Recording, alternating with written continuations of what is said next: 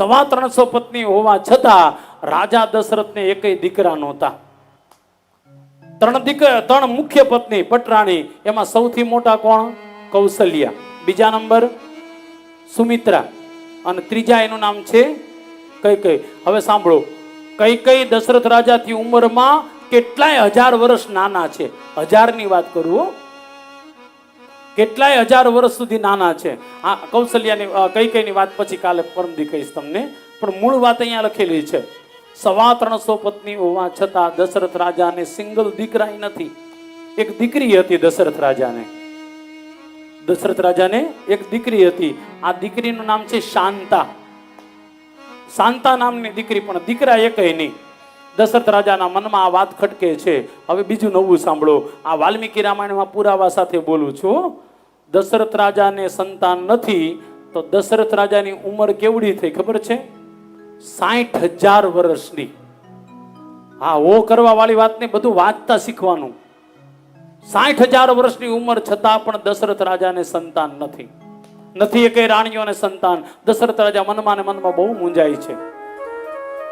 તુલસીકૃત રામાયણમાં લખેલું છે, એ મૂંઝાતા રાજા પોતાના ગુરુ પાસે વશિષ્ઠ બાપજી પાસે ગયા. વશિષ્ઠ બાપજી પાસે જઈને કહે છે, હે બાપજી, તમે અમારા ગુરુ છો. અયોધ્યાની ગાદી હવે હું સૂની રહી જશે. હવે મારી ઉંમર થતી આવે છે, શું મારે ત્યાં દીકરા નહીં થાય?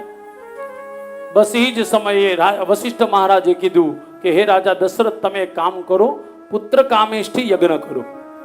જે પુત્ર કામેષ્ઠી યજ્ઞ કરશે એને ત્યાં સંતાન અવશ્ય થાય જ. વશિષ્ઠ બાપજીનું આવું વચન સાંભળતાની સાથે જ કીધું, મુહૂર્ત આપો. તો વશિષ્ઠ બાપજીએ કીધું, આ યજ્ઞ હું ન કરાવી શકું. બધા યજ્ઞ બધા ન કરાવી શકે હો. આજે હાલી જ મળ્યા છે, જેટલા હોય ને એટલા માટે. અમે આ કરે એના કે બધું આપણે ન કરાવી શકીએ. અમુક યજ્ઞ અમુક બ્રાહ્મણ જ કરાવી શકે, અમુક કાર્ય અમુક વ્યક્તિ જ કરાવી શકે. તો વશિષ્ઠ મહારાજે કીધું એટલે શૃંગી ઋષિને બોલાવવામાં આવ્યા. શૃંગી ઋષિ આવી અયોધ્યાની બહાર.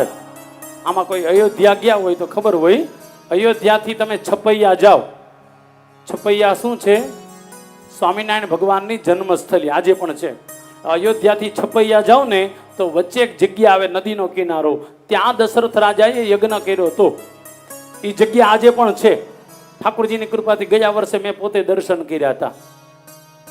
આજે પણ એ જગ્યા છે. કથા છે વાલ્મીકી રામાયણમાં.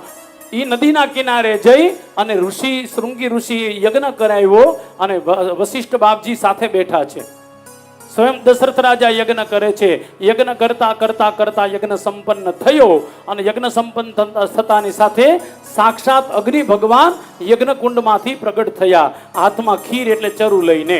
એકવાર જયજયકાર કરો, બોલો યજ્ઞ નારાયણ દેવ કી જય. સાક્ષાત યજ્ઞ ભગવાન પ્રગટ થયા છે. હાથમાં જે ખીર હતી એ શૃંગી ઋષિને આપી, શૃંગી ઋષિ વશિષ્ઠ બાપજીને આપી. વશિષ્ઠ બાપજી ખીર લઈને જતા હતા. કથા એક બીજી નવી જાણવા મળશે, સાંભળો. શૃંગી ઋષિ વશિષ્ઠ બાપજી આમ ખીર લઈને જતા હતા, દશરથ રાજાને આપી. હવે દશરથ રાજા એ ખીર લઈને રાણીઓને દેવા જતા હતા. એ જ સમયે આકાશમાંથી એક સમડી આવી. સમડી આવી, પક્ષી આવે ને, સમડી આવી અને દશરથ રાજાના હાથમાંથી એ ખીરનો પડિયો લઈ લીધો. એ પડિયો લઈ અને ભાગવા લાગી સમડી. દશરથ રાજા તો મૂંઝાઈ ગયા, હવે શું કરવું? એટલે પાછા ગુરુદેવ ભગવાન પાસે. હજી અગ્નિ ભગવાન આમનામાં જતા હો. અગ્નિ ભગવાને પાછી ખીર આપી. કીધું, લ્યો આ પાછી ખીર તમારી ત્રણેય રાણીઓને આપજો. ઓલી જે સમડી જે ખીર લઈને ગઈ ને એ ત્યાંથી ગઈ અંજના પર્વત ઉપર. હવે ત્યાં એક દેવી તપ કરતા હતા, એનું નામ છે અંજના માતા. તપ કરતા હતા, શું કામે? તો કે મને પુત્ર પ્રાપ્તિ થાય એટલા માટે. અને અંજના માતા જ્યાં તપ કરતા હતા, શિવજીની પ્રેરણાથી એ સમડી જે હતી એને ખીરનો પ્રસાદ નીચે પધરાવ્યો અને એ અંજના દેવીએ ઝીલી લીધો અને એ પ્રસાદ એમણે ખાધો. એમને ત્યાં સૌથી પહેલા હનુમાનજી મહારાજ પ્રગટ થયા. બોલો શ્રી હનુમાનજી મહારાજ કી જય.